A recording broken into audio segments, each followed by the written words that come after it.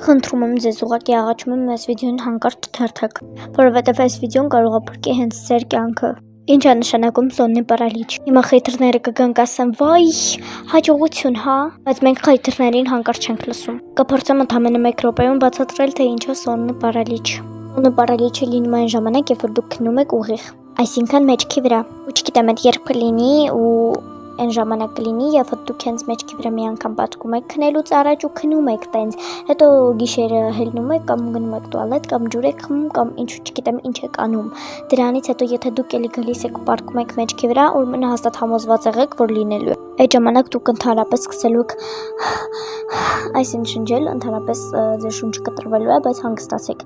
ոչ մի բան մի արեք, սկսեք մատերը շարժել, ճիշտ է, դուք ընդհանրապես չեք կարողանալու շարժվեք ու երևի կարող է անես թվա ձեզ, որ դուք աջալի տակ եք ու ունես բան կարող է թվա, որ դուք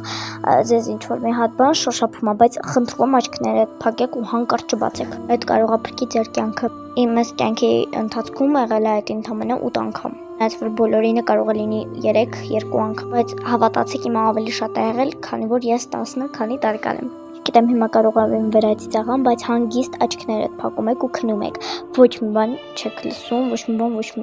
մեկին չեք անում, ուղղակի քնում եք, հայր մերն եք ասում ու քնում եք, հավատացեք այդ ժամանակ ձեզ ավելի լավ լուծում չգտնի, իսկ դե դու բաժանորդագրվեի մեջին, որովհետև այդտեղ շատ հետաքրքիր է։